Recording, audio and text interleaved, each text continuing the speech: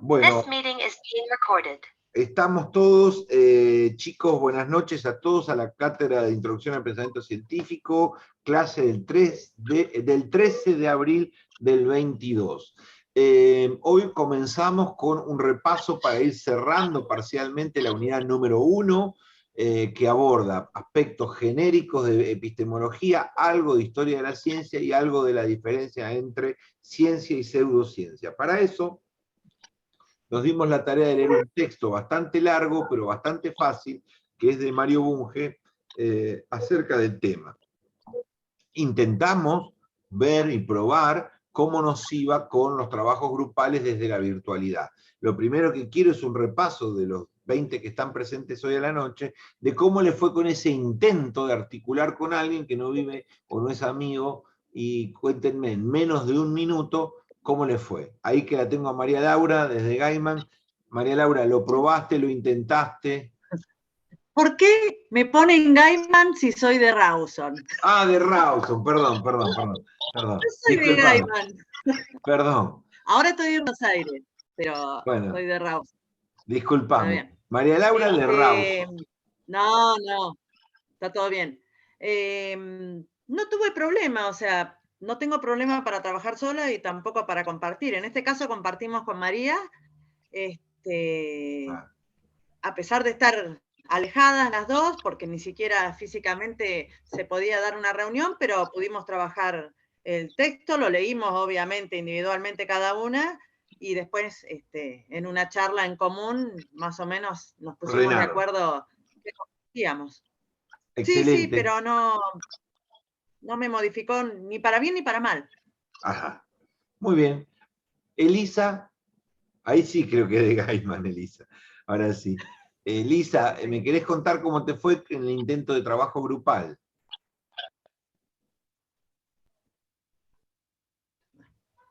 Hola, sí, de Gaiman. Bueno, yo tuve como primer inconveniente que, bueno, no tenía el material, después, bueno, sí lo pude leer, no lo terminé de leer, me tocó hacer con Ruth, así que, bueno, casi lo mismo que María, o sea, cada una la lectura individual y después compartimos alguna puesta en común, ¿sí? Del material, más o menos lo que había entendido cada uno. ¿Y esa puesta en común sirvió? ¿O si estaba o no estaba, daba lo mismo? Ah, yo no lo entendía. Eso, lo anoto, esperá que lo había visto mal. ¿Yo eso no lo había captado o no pasó eso? Sí, o sea, sí, ayuda porque, bueno, hace que la lectura por ahí sea más, también más llevadera y más comprensible. Entonces está bueno esto, poder intercambiar las ideas. Perfecto, bueno. Araceli, ¿tenés algo para compartir? Araceli. Sí, hola. Sí, me junté con dos compañeros que estaban más o menos en la misma situación que yo. Los tres venimos medios de intentar la carrera varias veces, así que lo pudimos charlar bien y fue productivo. Tratamos de hacerlo breve y creo que estuvo bueno. Somos los tres de acá de Trelew. Genial. ¿Y se juntaron físicamente o virtualmente? Sí, en la universidad, en el patio. Qué lindo. Bueno, genial. Claudio, Pablo, ¿ustedes al final hicieron pareja?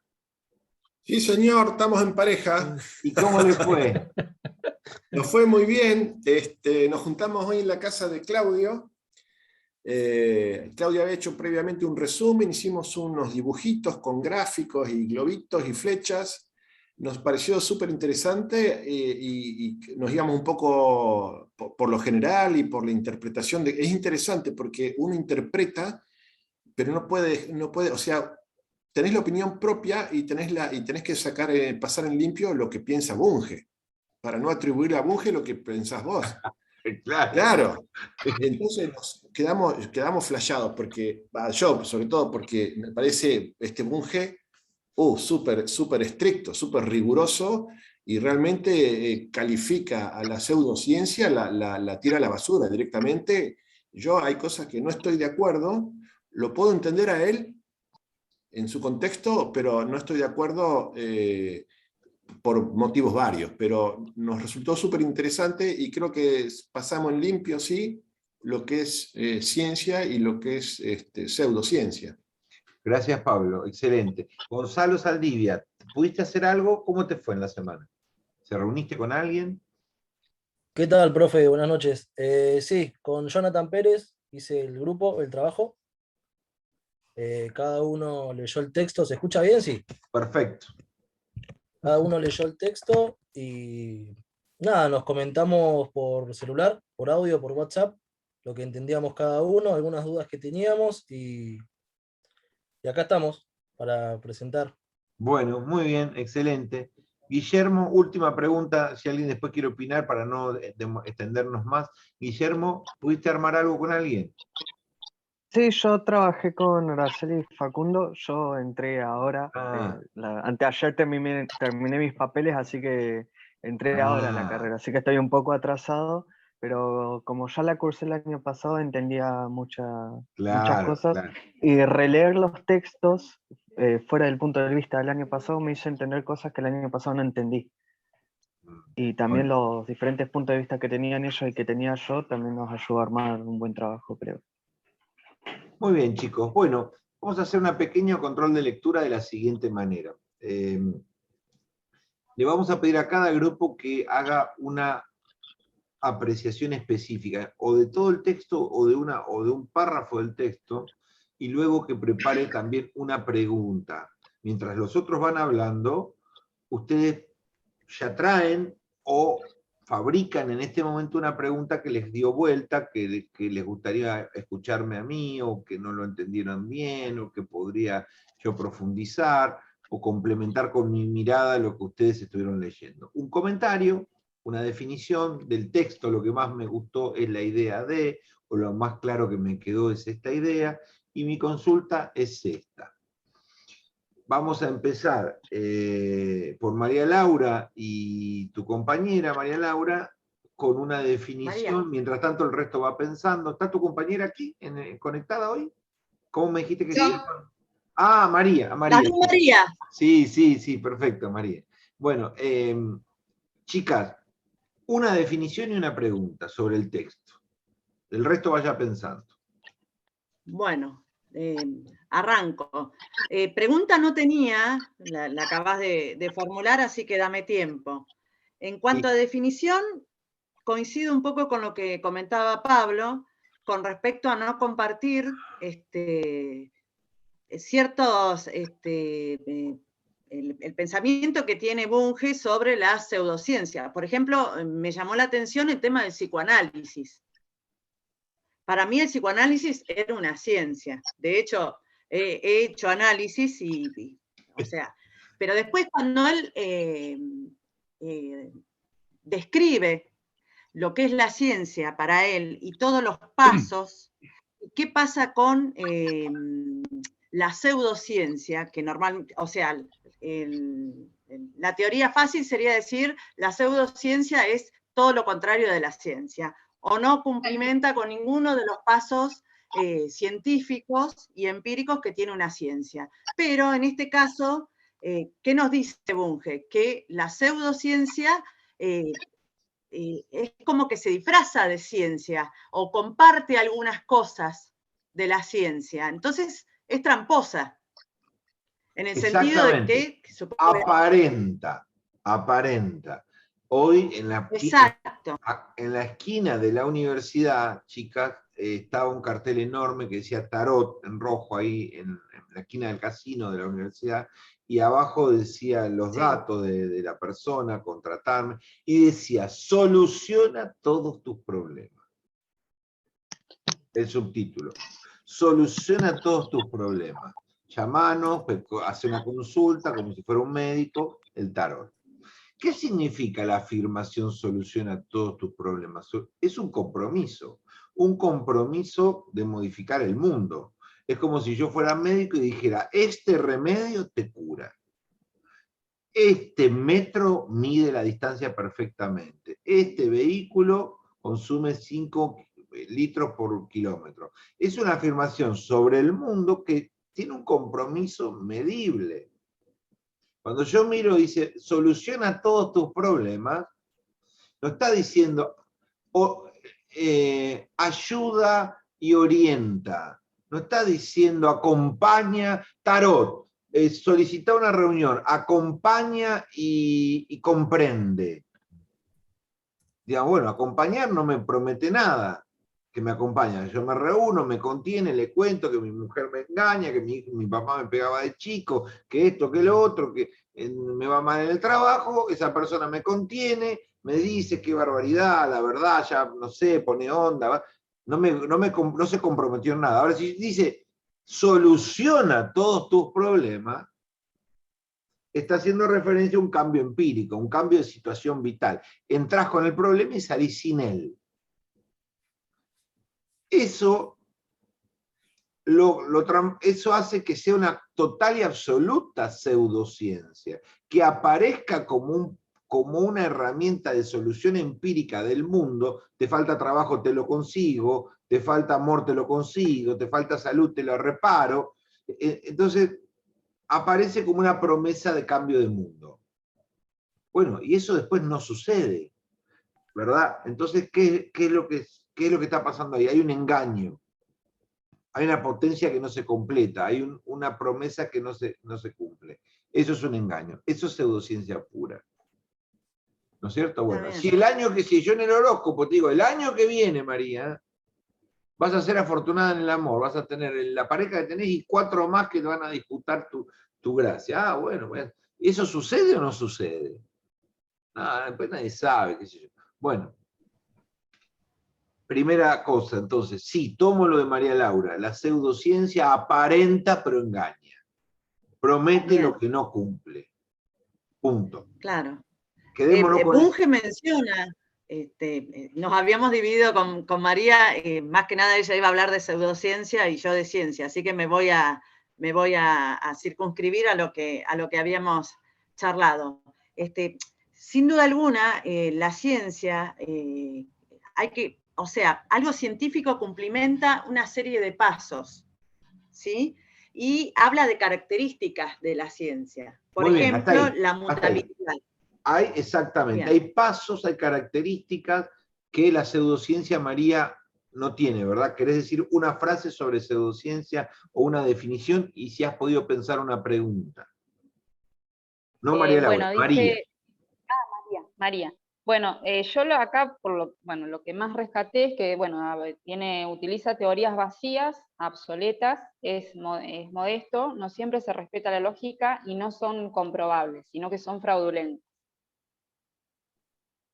Sí, no utiliza la lógica o la utiliza de una manera falaz, ¿no? O de una manera engañosa, sí, como la falacia. fraudulenta. Fraudulenta, engañosa, sí, o desvirtuada.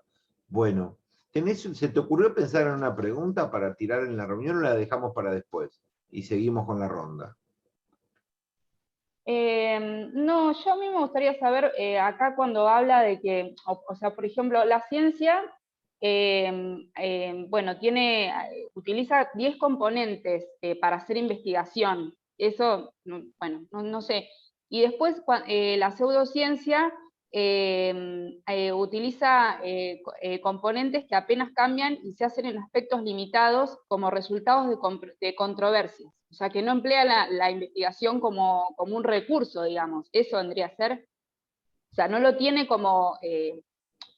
sí, primero la pseudociencia... No se emplea el método investigativo para claro.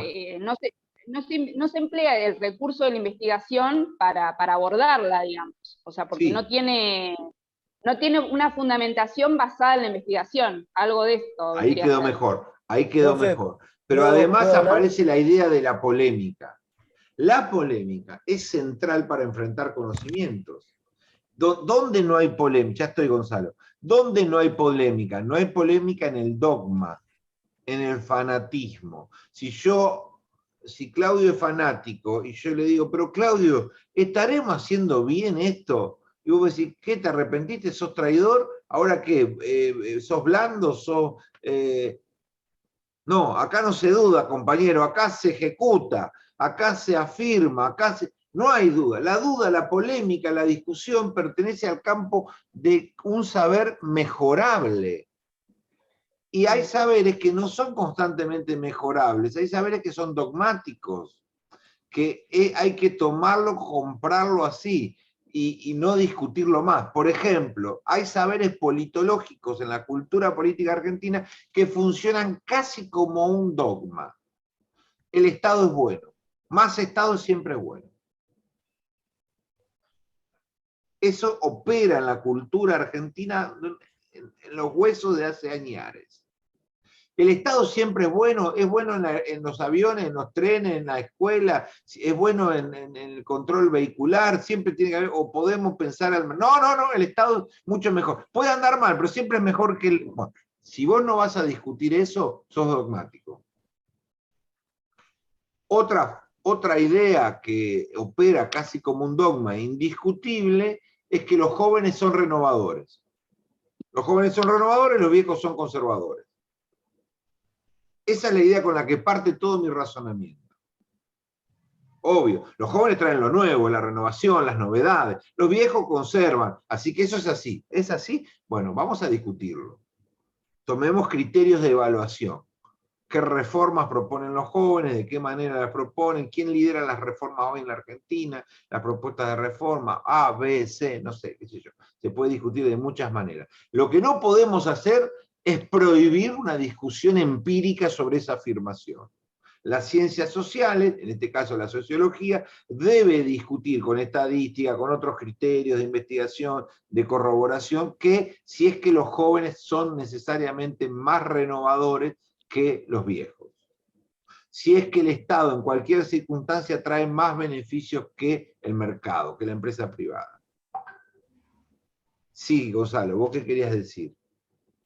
Yo quería hacer una acotación a lo que dijo María sobre el tema de que las pseudociencias por ahí no cumplían con procedimientos científicos, pero Bunge nombra a la sociobiología, que cumple con un montón de las condiciones para el conocimiento científico.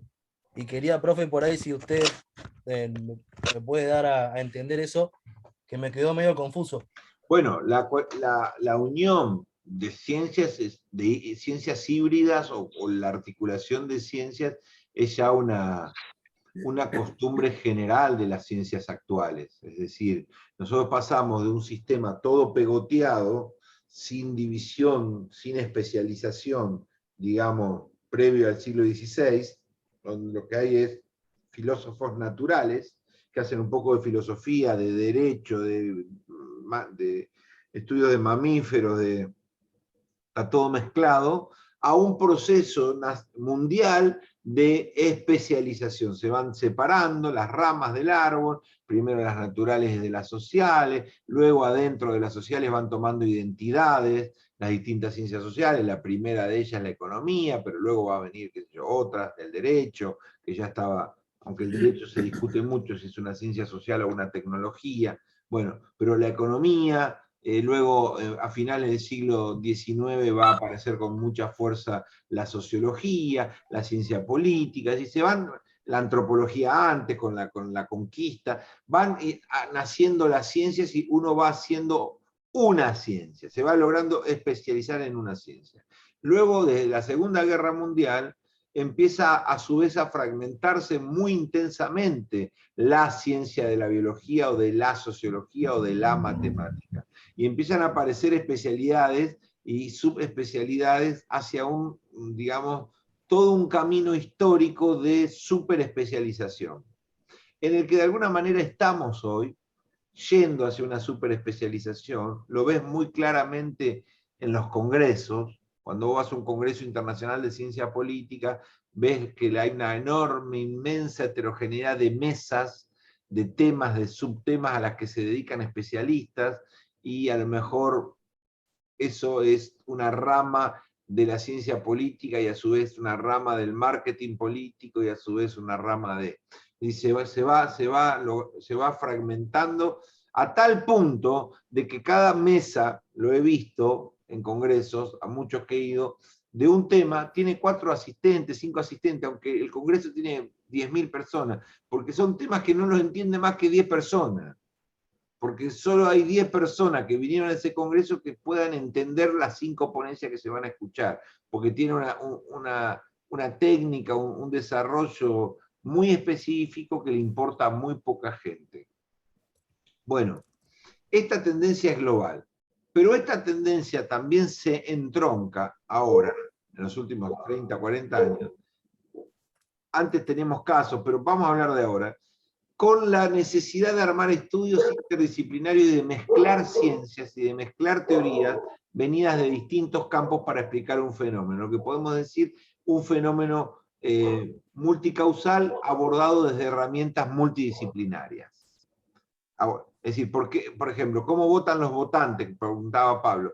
¿Por qué la gente vota lo que vota? ¿Por qué Pablo vota lo que vota o yo voto lo que voto? O sea, bueno, ahí intervienen muchas ciencias que están en juego. La ciencia, la psicología, las especialidades de economía de la atención y de la comunicación, está en juego la economía y el impacto de la economía en el hábito y en la conducta del votante, está en juego la discusión del poder y del lugar estratégico de los actores, es decir, la ciencia política, la sociología, la economía, la psicología, operan de una manera útil y retroalimentan una explicación sofisticada de por qué Pablo vota lo que vota.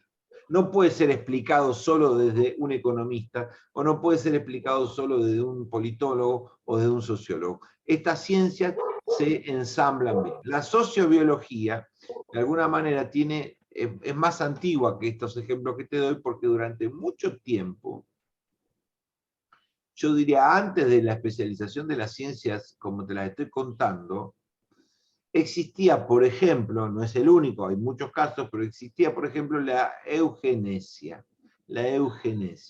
que era el estudio de los comportamientos biológicos, raza, color, forma, lugar de hábito y conducta. La relación entre tu color, tu tamaño y tu conducta. Esto también se aplicó mucho a los estudios de la inseguridad, de si el asesino serial, si el violador compulsivo tenía un tipo de cráneo identificable, tenía alguna deformación física identificable. Bueno, la eugenesia fue como la madre o la pariente del racismo. Otorgó algunos elementos para tratar de separar a los seres humanos por raza de acuerdo a distintos patrones y esas razas ser, digamos, unas mejores y otras peores, o unas superiores y otras inferiores. Es decir, que la sociobiología viene de largo. Y ahora está mucho más reforzada porque hemos aprendido que hay mucho comportamiento social con fuerte influencia biológica. Antes pensábamos que todo el comportamiento humano era cultural. Nos movíamos, María Laura estudiaba esto, Araceli votaba tal cosa y vos comprabas tal cosa, por la educación que tuviste, por la cultura que tuviste, por la familia que tuviste, porque en tu casa eran todos peronistas, porque en tu casa eran todos comunistas, porque vivías en una ciudad grande. Entonces todo era cultura, todo era educación que explicaba el comportamiento tuyo. Y hemos aprendido que el comportamiento tuyo tiene mucho de componente sociológico y también elementos biológicos. Que hay factores biológicos que influyen de alguna manera en tu emoción, que te disminuyen tu racionalidad. Somos seres mucho menos racionales y más emocionales de lo que sabíamos, de lo que creíamos. Nosotros teníamos la idea de que elegíamos votar de acá para arriba. Esto era lo que estaba en juego a la hora de votar. Aspectos que tenían que ver con la lógica, con la identidad, con el cálculo. Bueno, aparecen muchos elementos emocionales. Esos elementos emocionales se asocian al temperamento, el temperamento se asocia a distintas personalidades y no a distintas culturas. En la misma cultura hay emocionalidades radicalmente distintas. Entonces aparece como un híbrido en donde la biología no debe sacarse completamente, no debe eliminarse como elemento para explicar cómo nos comportamos.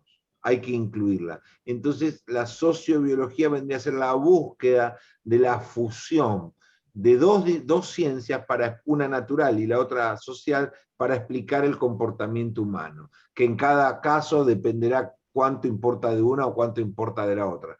Pero inclusive es más, durante mucho tiempo se asoció al revés, que muchas enfermedades mentales eran problemas culturales, porque desconocíamos determinados problemas genéticos o determinadas enfermedades que arrastrábamos y pensábamos que era por, no sé, por una cuestión cultural, y que con cultura, con educación, con amor, esa persona se curaba o se resolvía. Y eso hemos aprendido que en algunos casos sí, y en otros casos se resuelve con químicos, con fármacos, con operaciones. Depende del caso, depende del tema. Es decir, todo se ha ido mezclando. Por eso crece la sociobiología.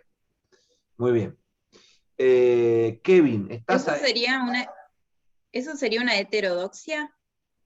No, la heterodoxia sería la predisposición a estudiar y a afirmar y a explicar sin restricciones dogmáticas, sin restricciones ideológicas, con más capacidad de usar autores, técnicas, teorías, enfoques y escuelas más libremente. Hay quienes pueden en esta sala afirmar con libertad: me encanta el Estado para la educación primaria, me encanta el mercado para la educación universitaria.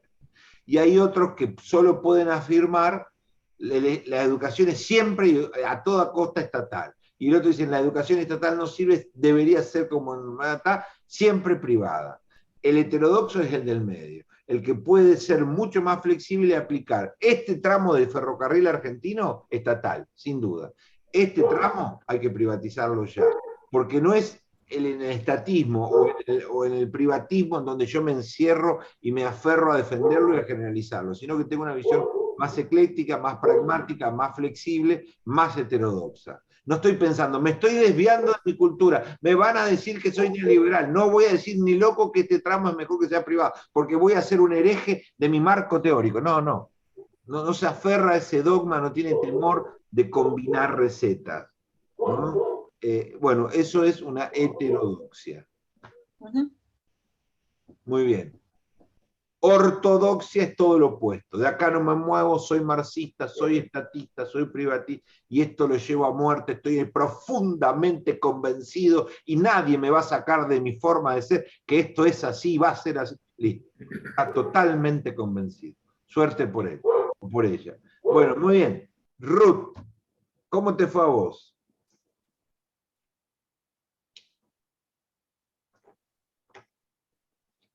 ¿Ahí se escucha? Sí, se escucha un poquito, Sí. pero se escucha. Sí. A ver.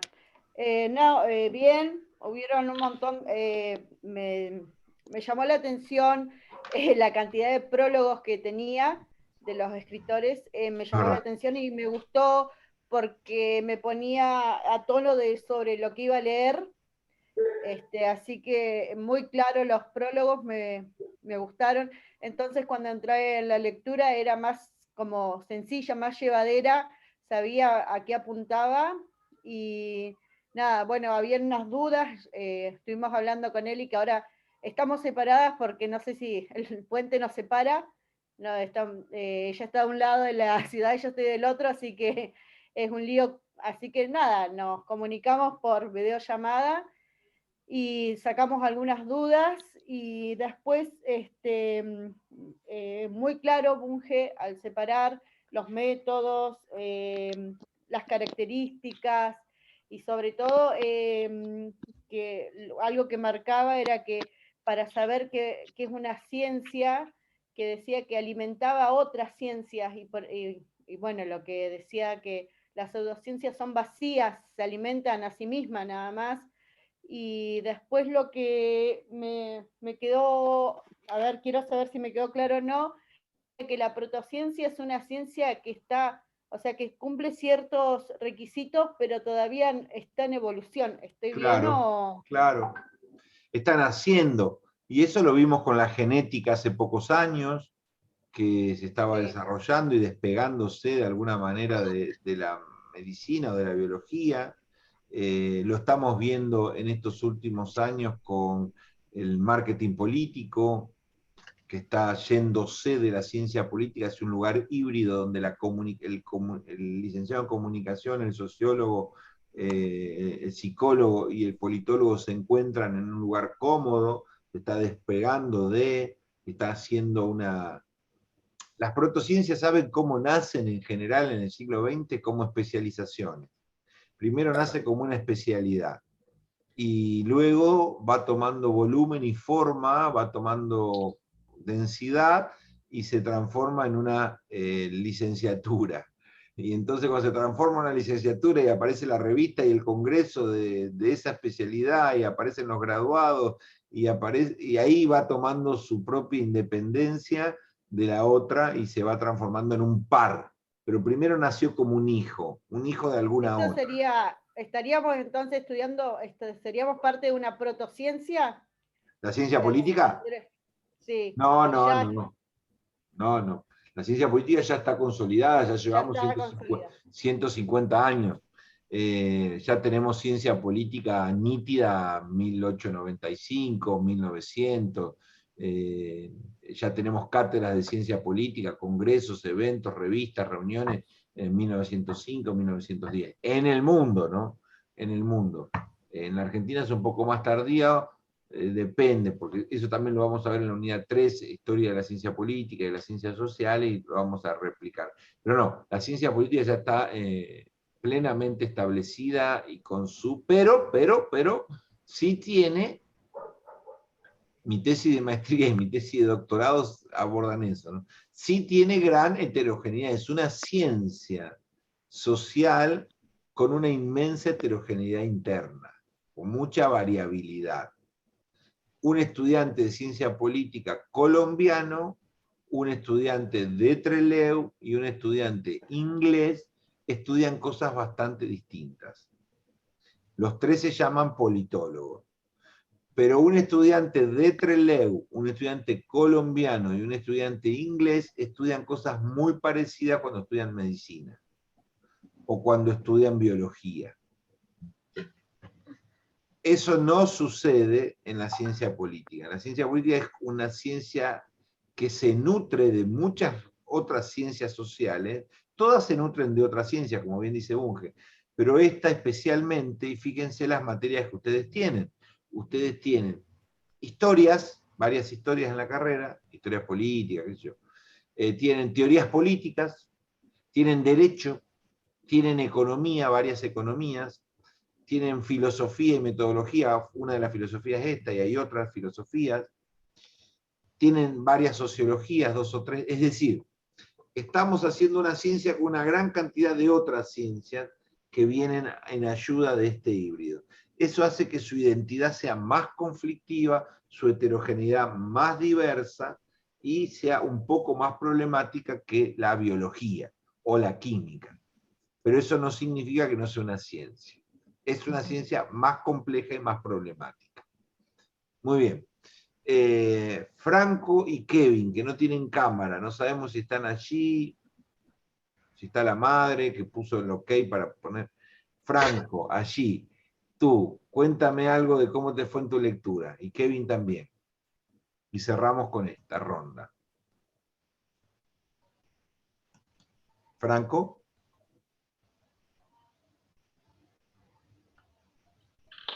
Tenés tu micrófono bloqueado. Tienes que encontrar el icono del micrófono y apretarlo. Ahí está. Hola. Sí, hola. Buenas noches, ¿no? Que decía que todavía no leí porque hoy me incorporé. Pero... Bien, lo dejamos para la semana. Lo había cursado la materia, bueno, después lo dejé, así que esto que estoy escuchando me suena, en algún punto lo he leído, así que... Muy bien, Franco, gracias. Tengo una lectura general de eso. Vamos a volver. Recuerda que tienen el parcial en las puertas, ya empieza a verse el sol en el horizonte, ¿no?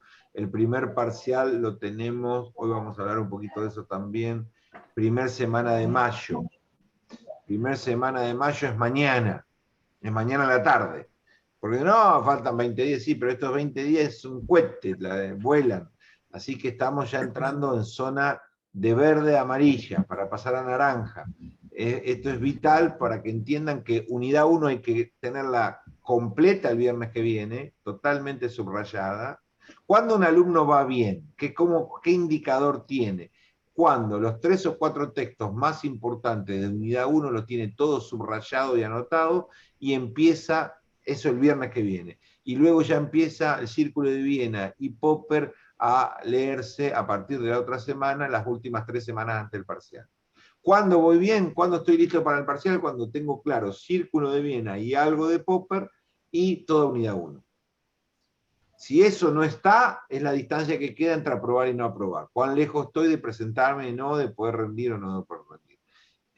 Así que bueno, recuerden que quedan más o menos unos 20 días para el parcial, o unos 15, 20 días. Bueno, muy bien.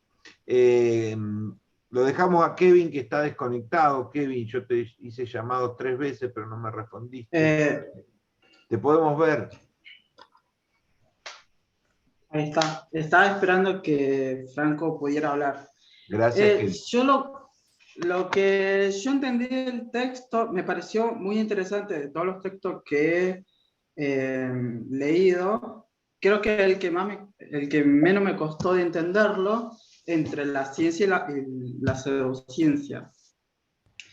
Mi compañera ahora no pudo estar presente, pero yo más o menos le voy a explicar lo que entendimos entre los dos. No. Una frase o una definición. No tenés 10 minutos. Okay. No. Algo que más te gustó, algo que más te pareció interesante del texto, que resaltás, 5 minutos, menos.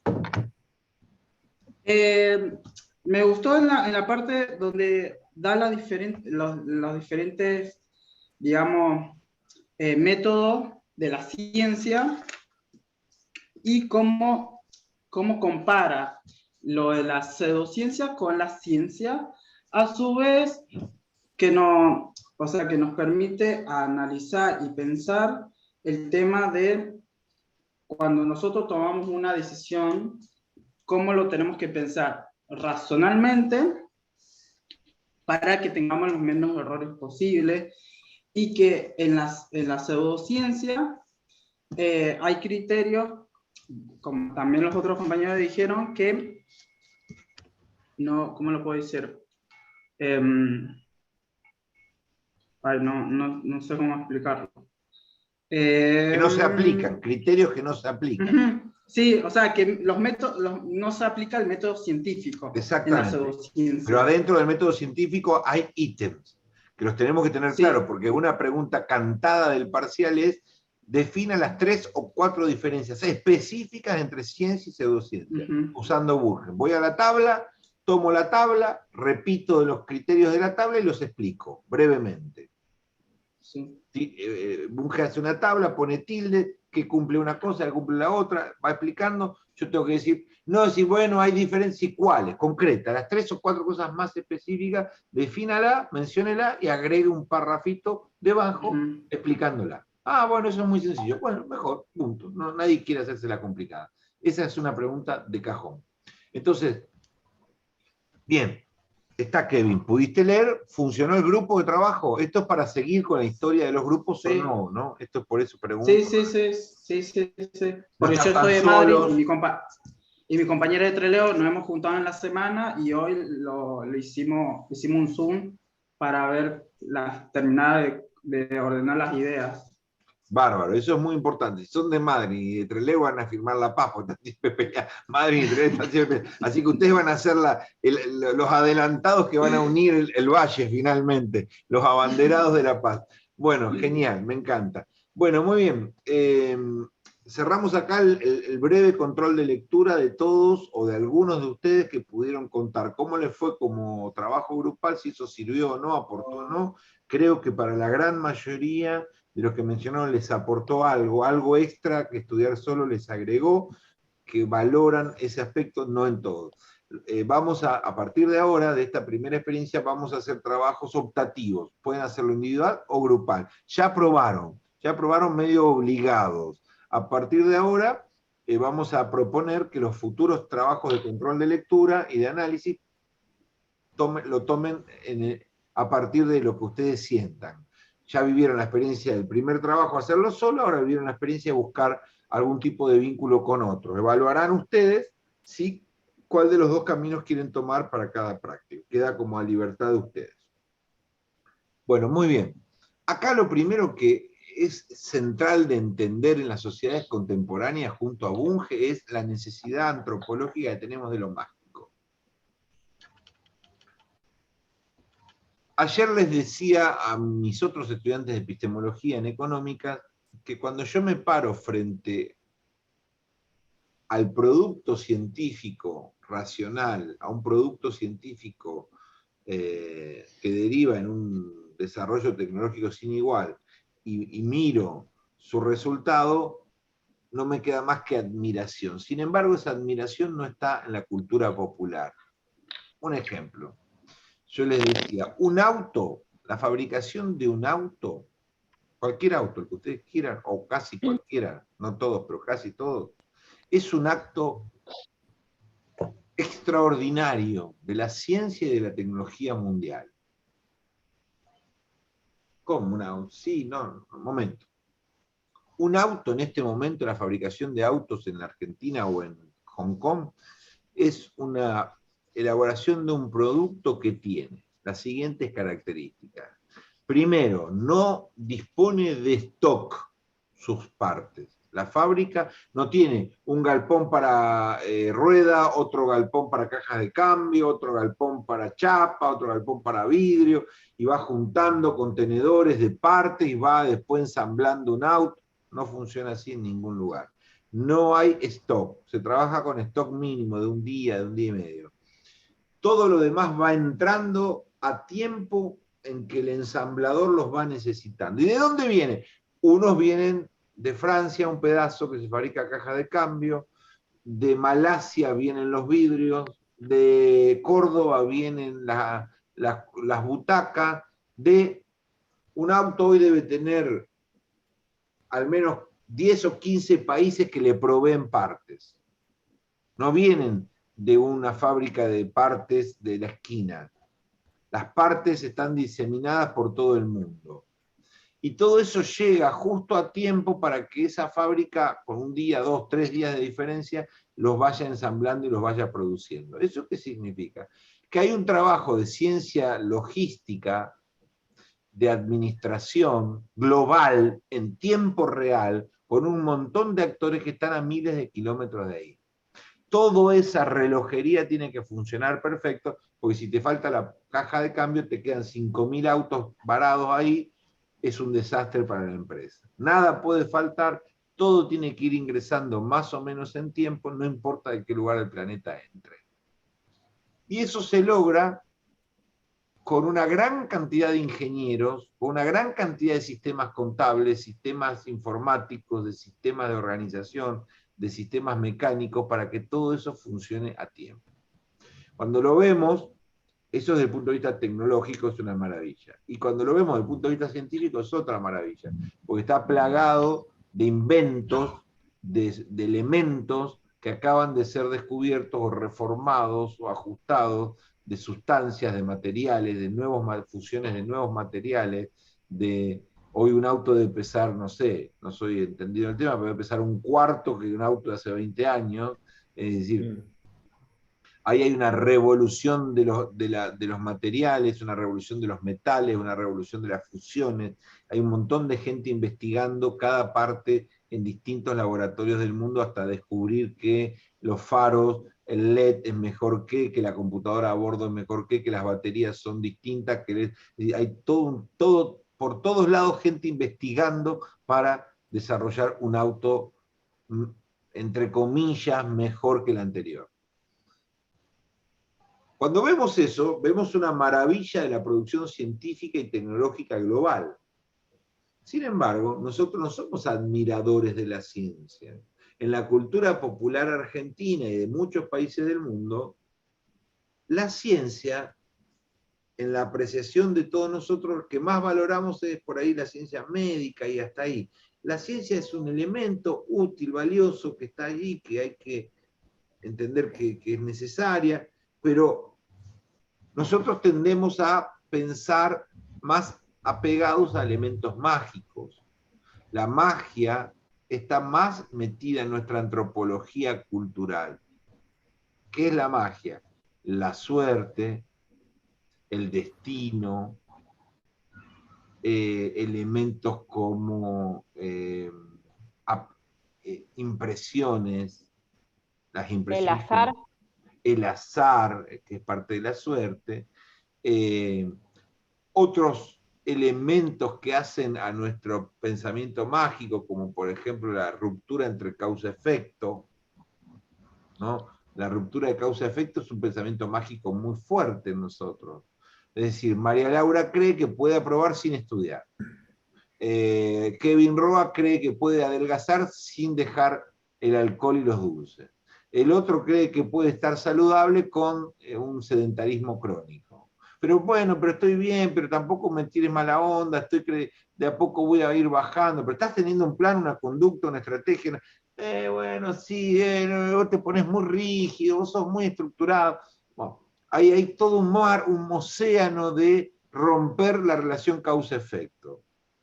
¿No es cierto? La causa y el efecto es propio del pensamiento científico, buscar relaciones causales. El pensamiento mágico se lo atribuye a elementos desconectados de lo concreto, y eso está en nosotros. Está en nosotros. Nosotros nos apegamos a estos elementos mágicos, inclusive no solo la suerte, el destino, el azar, la ruptura de la causa y el efecto, que es tan importante en nosotros. Tratar de tomar atajos, de hacer trampas, de mentirnos, engañarnos.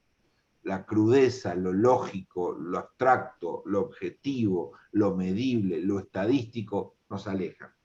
Lo asociamos a la frialdad, a lo mecánico, a lo lejano, a lo difícil, a lo no humano. Los humanos no somos máquinas, María, somos así, somos una mezcla de emociones, y así usamos para explicar cualquier tontería que hemos hecho. Pero ¿cómo has hecho esto? ¿Cómo puedes haberte endeudado de esta manera? Y no, lo que pasa es que no, vos viste cómo son las... Y pensamos, bueno, pero vos no sacabas cálculo de cuánto era tu poder de compra por mes. No saqué, bueno, a ver, viste, no somos máquinas. Bueno, empezamos con la idea de lo ambiguo, lo difuso, lo no lógico, lo fluido, lo que vamos viendo. Bueno, y eso está metido en nosotros. Eso yo le llamo una cultura del azar, de la ruptura de la relación causa-efecto, de elementos que operan en nuestro entorno sobrenaturales. Hay fuerzas sobrenaturales, como el destino y la suerte. ¿Qué es sobrenatural? Está allí, pero no puede ser explicado por cuestiones empíricas. Entonces está sobrenatural, por arriba de lo natural, de lo medible. La suerte, ¿qué es? ¿Es algo empírico? No. No es algo empírico, Profe, algo mágico. Disculpe, profe, a mí me quedó una duda a lo que está diciendo justo de Bunge, del tema. Es que acá dice: todo campo de conocimiento que no sea científico, pero se anuncia como tal, es pseudocientífico o falsa ciencia. ¿Cómo? ¿Se podría explicar? Perdón, Gonzalo, de nuevo. Sí.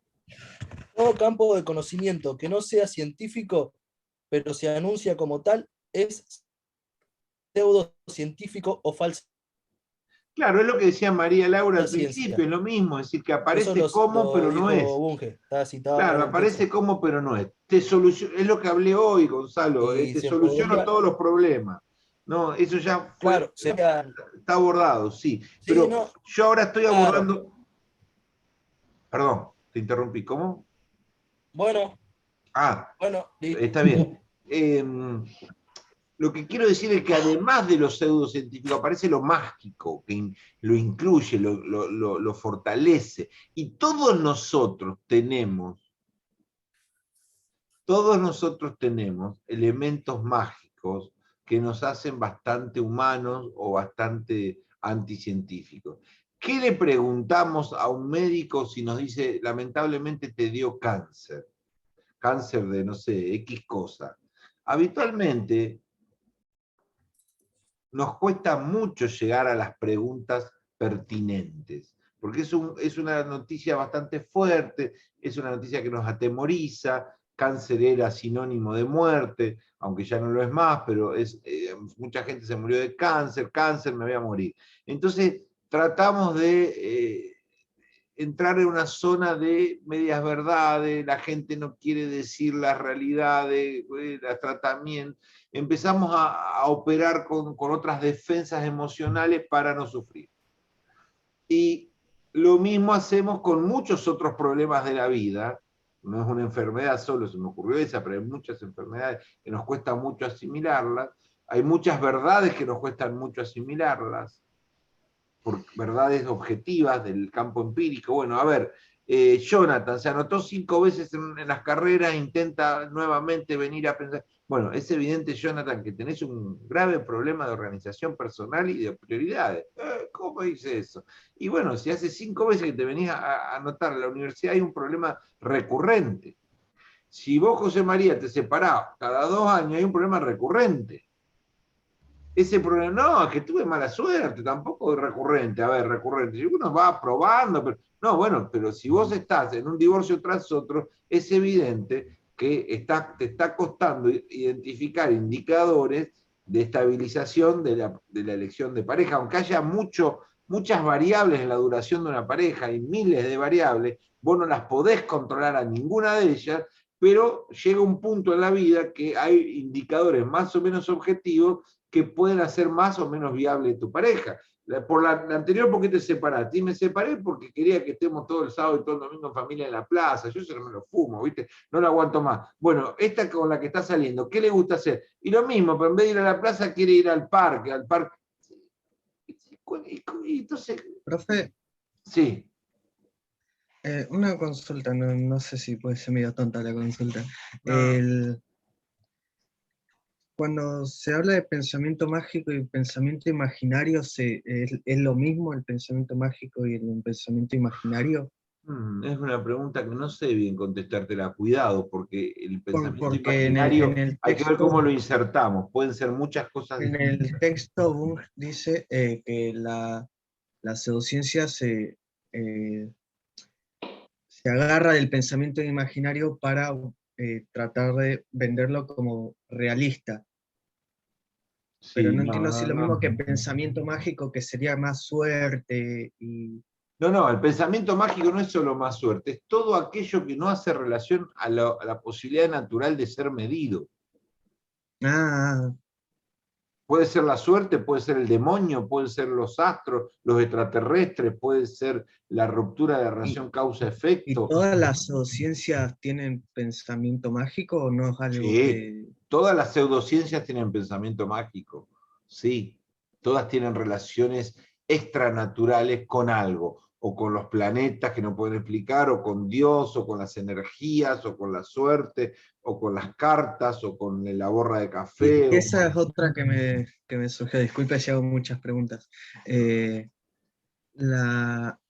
un momento, creo que más en el texto de epistemología, cuando habla de ilustrado y oscurantista, menciona la teología y no sabía si la teología entraba o va más a la fe, a la pseudociencia. No, la teología no es una pseudociencia, no. La teología, está bien la pregunta, Guillermo, la teología es otro conocimiento. Recuerden que ustedes tienen conocimientos científicos, conocimientos pseudocientíficos o pseudociencias, y otros conocimientos, que no son ni una cosa ni la otra. No hay solo 2 tipos, o ciencia o pseudociencia, hay muchas formas de conocer. Muchas formas. Otra forma de conocer el mundo es la teología, que tiene una estructura, que tiene una historia, que tiene una dimensión, que la hace un conocimiento sólido, coherente, consistente, pero no lo hace un conocimiento científico. Es decir, no puede relacionar ese conocimiento con lo empírico. Pero, la ciencia habla de hechos naturales. María, ¿hace referencia a la religión? La religión sí es una pseudociencia. No. Pero según... ¿Ah, no? No. La religión, la teología, no la religión, porque la religión es una práctica, un campo de... ¿Sería como una filosofía la teología? Sería como una filosofía con características particulares, sí. Pero el autor lo define como una pseudociencia. Me parece que no. Bunge. Me parece que no, búscalo. Pero me parece que no. Lo menciona, pero más en Cuidado, la epistemología filosofía no es una ciencia. La filo, saquemos la teología, o la religión, la filo no es una ciencia.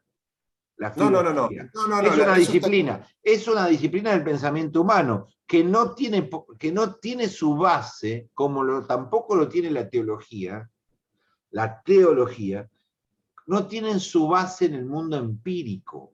No están mostrando pruebas de Adán, pruebas de Eva, pruebas de Dios, no están buscando medir los milagros, no aparece esa dimensión empírica. La ciencia es la única que intenta describir el mundo como es, resolver problemas del mundo, que a la vez deben ser objetivos y empíricos, deben existir.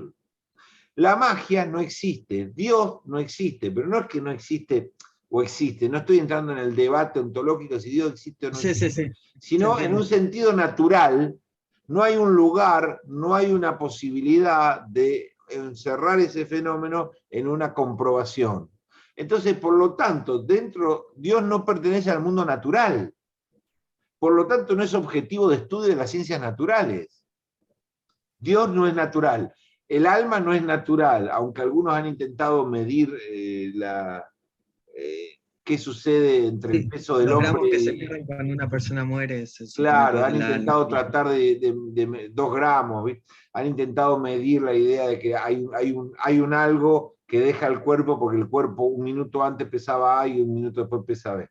Pero al margen de estas cuestiones esotéricas, el alma, Dios, la vida, la suerte, el destino, no pertenecen al campo natural. Y, por lo tanto, si las almas, los milagros y Dios no pertenecen al mundo natural, su estudio no puede ser científico, el estudio es el teológico. Su estudio es el teológico estudia estos fenómenos. La teología es una cosa, la religión es otra. ¿Verdad? Afiliado al radicalismo es una cosa y la ideología política es otra. Pero la religión, pero tiene que ver con un dogma. Y un dogma es una pseudociencia. No. Un dogma, no es una pseudociencia. Puede ser una pseudociencia, puede ser un componente de una pseudociencia, ser dogmático, puede ser un componente, pero si están metidos los dogmas en otros saberes, pueden ser parte de otras maneras de conocer, por ejemplo, los dogmas del conocimiento cotidiano. Gente que no se priva de ninguna convicción, que está completamente aferrada a dogmas indiscutibles sobre la vida, sobre el destino, sobre la comida, sobre la costumbre, sobre la familia, sobre cualquier cosa, y eso no lo hace pseudocientífico, porque él no pretende ser científico. Tengo una duda, porque una religión... Por mi parte entendí lo que consultaba. Sí, déjame con Pablo, que seguimos. Sí. Que una religión tiene características directas más de pseudociencia. Fíjate, no evoluciona, no admite debate, tiene todas las características de una pseudociencia. Pero una pseudociencia es quien pretende ser ciencia. ¿La religión pretende ser ciencia? ¿La teología pretende ser ciencia? ¿Pretende explicar el mundo real? No, pero no está dentro de un campo de investigación tampoco. Es un sistema de creencias. Es un sistema de creencias, como la filosofía.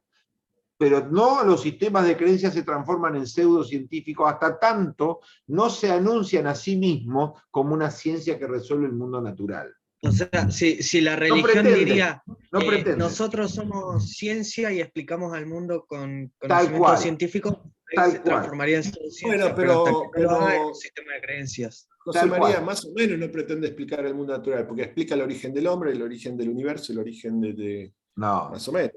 Más o menos.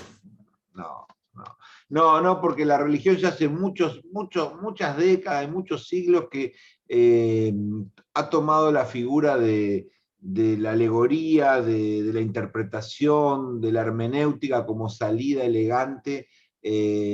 Nada de lo que dice la Biblia es físicamente así. Hoy no va a haber ningún teólogo ni hoy ni hace décadas, desde la expansión científica va a haber un teólogo que diga yo te estoy afirmando que Adán y Eva eran dos personas que existieron y que por magia divina se sacó la costilla de una para ponérsela en la otra, y que se multiplicaron y poblaron efectivamente la tierra, Pablo.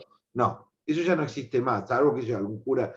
En general lo que aparece es la figura de la creación divina, dos personas que pueden ser dos, pueden ser cuatro, puede ser una, y que a partir de ahí... Una super metáfora, tal cual. Una todo metáfora, metáforas, alegorías. Eso es en la etapa que estamos hoy, desde hace décadas, más de décadas, en la interpretación teológica. Ahora bien, hay algunas cuestiones que son border, ¿no es cierto? Hay elementos que están en el borde. Por ejemplo, ¿por qué las religiones se niegan al aborto? No las religiones, el catolicismo, el evangelismo, principalmente los cristianismos. No el protestantismo, por ejemplo, o en mucho menor término. ¿Por qué se niegan? Usan un elemento de la biología, o sea, tienen un elemento científico y tienen un elemento teológico en la combinación de argumentos. El primer elemento biológico es: se es ser humano desde el momento de la concepción, porque somos mamíferos, del primer momento de la concepción ya nos estamos desarrollando, tenemos células, tenemos esto, tenemos lo otro, tenemos comportamiento de vida, somos vivos, vamos por la biología por ahí. Y el segundo elemento es porque Dios ha establecido en nuestra creencia que nadie, solo Él puede quitarle la vida a otro ser humano. Y entonces ahí hay una fusión de elementos teológicos, no científicos, con argumentos científicos discutibles. Porque la primera enfoque biológico sobre desde cuándo somos seres humanos es un argumento entendible, discutible desde el punto de vista biológico, desde el punto de vista del desarrollo vital de un ser vivo y de un mamífero. Entonces ahí tenemos un elemento, ahí tenemos una ciencia, una disciplina, la teología, yéndose al campo de la ciencia, queriendo discutir elementos científicos y metiéndose ahí en una mezcla, combinando lógicas de saberes muy distintos, a un Dios y a la biología. Bueno, entonces ahí sí se le puede decir al catolicismo: no, momento, usted está usando elementos paracientíficos no naturales para explicar fenómenos naturales. Por lo tanto, profesor, está haciendo pseudociencia en esa discusión. Ahí estoy, Claudio. Dice: no, yo no estoy usando elementos pseudocientíficos, yo estoy usando elementos morales. Ah, bueno, pero entonces saquémoslo de la célula, saquémoslo de la biología como fundamento, saquemos toda esa interpretación y quedémonos solo con el dogma y la moral. Sí, Claudio. Sí, no, en este caso, Bunge, dentro de su pragmatismo, es muy claro al separar y encauzar a la pseudociencia como parte de la religión, ¿no? Me parece que no. Me parece que no. La religión es una cosa, vuelvo a insistir, estamos hablando de la teología. La religión es una práctica humana que puede tener teología o no. Estamos hablando del conocimiento que una persona tiene de los dogmas de la creación, de la Biblia, del Primero y el Segundo Testamento, de otros elementos teóricos aplicados a explicar el mundo. Cuando la teología quiere explicar el mundo, es pseudociencia. Pero cuando quiere explicar el bien y el mal, el alma, el destino del mundo, el destino del hombre, en el más allá, la eternidad, deja de ser pseudociencia. No pretende explicar el mundo natural, pretende explicar el mundo sobrenatural. Lo que no nos interesa a los químicos, a los físicos, a los matemáticos, a los estadísticos o a los historiadores. No nos interesa ese mundo. El mundo de las almas, ¿a dónde van? Van a las almas de Elisa el día que se vaya, o de Ramón, ¿a dónde va a ir? Y bueno, depende, sí, los pecados, no, va para allá, es eterno, no es eterno, va al lado de Dios, no va al lado de Dios. Bueno, todo eso no es pseudociencia. Todo eso es criterios de una disciplina que explica lo no físico. Lo no físico.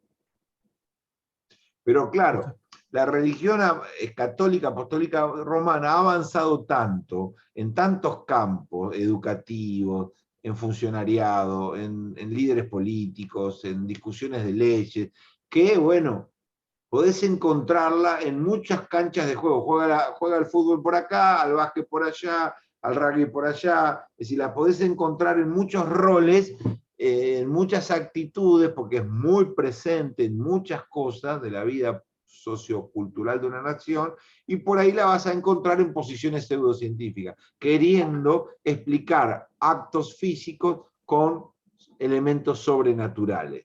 Y ahí sí entra en Orsay. ¿Me explico? Es decir, por ejemplo, que yo querer explicar el delito a través de herramientas de la bondad o la maldad humana, de la lucha entre Dios y el diablo. Bueno, si vos querés meter a Dios y el diablo en la discusión sobre el bien y el mal de los seres humanos y por qué nos dañamos, sos pseudociencia, porque no puedes probar nada de todo eso. Cuando discutís, qué sé yo, por qué una persona violó, mató, asesinó al otro, qué sé yo. Bueno, porque el diablo, porque, bueno, no. Ahí vamos a pseudociencia.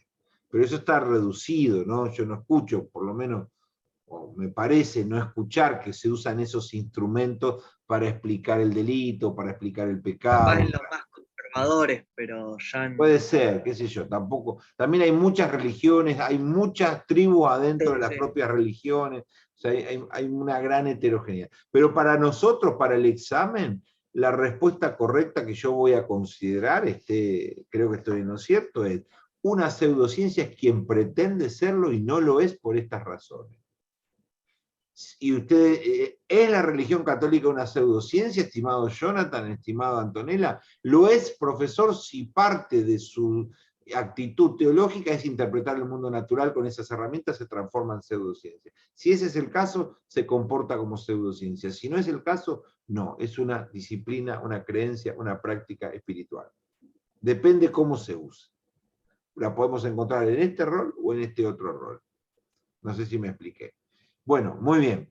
Esto, la magia, ejemplos de magia, ejemplos de pseudociencia, diferenciación, son importantes. Y no hay que presentar a la pseudociencia como un fenómeno del pasado, como algo que había antes de la ciencia. Ahora que estamos en la ciencia, antes estaba la pseudociencia. No, todo esto está combinándose en la vida contemporánea, en la vida actual, y hay que desglosarlo y analizarlo. ¿Y cómo vamos a usar elementos pseudocientíficos en la teoría política? ¿Cuándo Gonzalo o Franco se van a transformar en politólogos pseudocientíficos?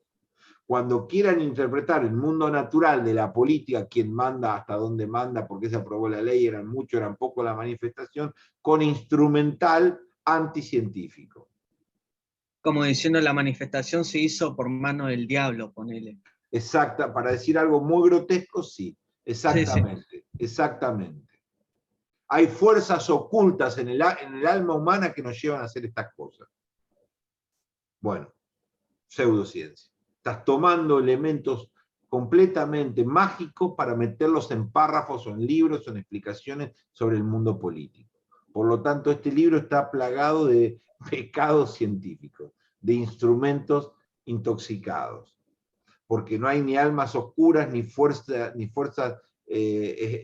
Por ejemplo, una frase que me gusta, que escucho mucho y que me gusta debatir es la idea de que existe algo pero que no se puede probar.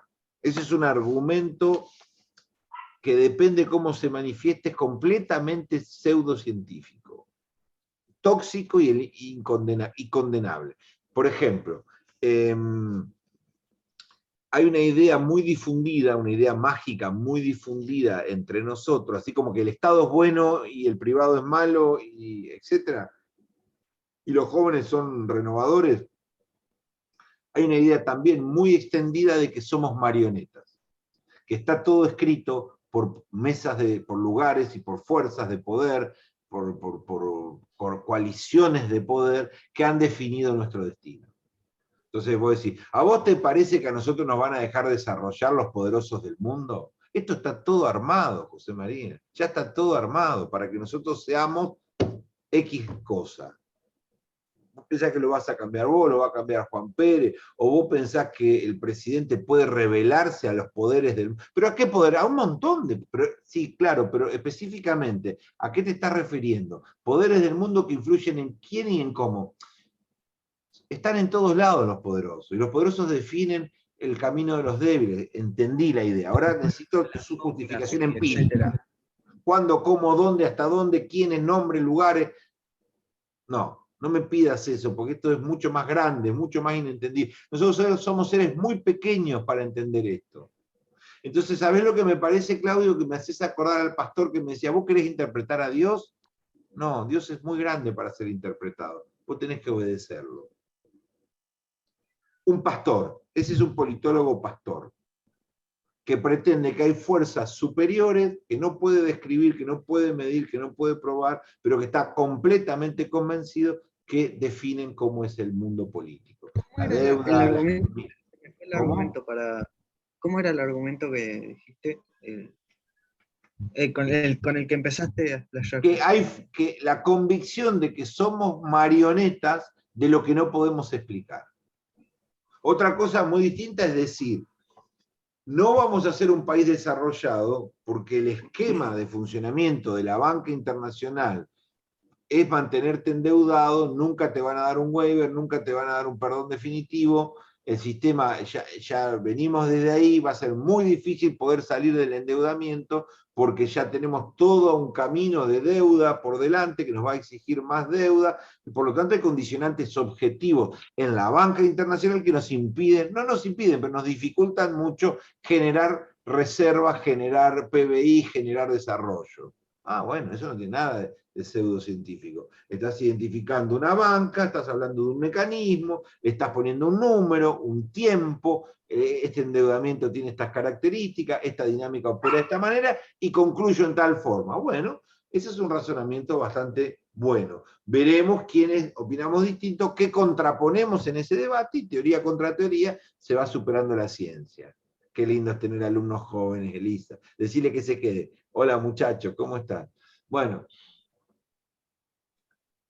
me explico la diferencia entre decir el sistema bancario mundial nos va a hacer muy difícil a nosotros de encontrar los mecanismos de financiamiento del desarrollo. Eso es una cosa, y otra cosa es decir, los poderosos del mundo nunca te van a dejar hacer nada. ¿Quiénes son? No sé. Bill Gates con el Banco Mundial, con el Papa, con... No. Pastor. Eso es un pastor. ¿Me expliqué? Entonces, eso lo usamos mucho en la Argentina, la idea de que somos víctimas de un plan supremo, de que hay poderes ocultos que no se pueden conocer, que hay manos en todos lados que operan, que somos marionetas, que somos pasivos, que no estamos más que para que nos manejen, quién, cómo, cuándo, no se sabe. Bueno, todo eso está en la cultura argentina. Y tal vez mundial. Ahora el movimiento antivacuna permanentemente citaba fuerzas sobrenaturales, acuerdos globales entre los laboratorios del mundo para mentirnos, para engañarnos a toda la humanidad, y se protegían entre todos ellos. Pero entre los 30, sí, entre los 30, todos de acuerdo, sí, nunca se fugó nada, no, nunca, pero yo todo eso. ¿Y cómo lo prohibí? No, esto no lo pruebo, no lo puedo probar, pero son 30 alianzas de 30 laboratorios mundiales que están totalmente de acuerdo en hacer que la humanidad... ¡Wow! Un pastor. Nada probable, nada medible, nada mostrable.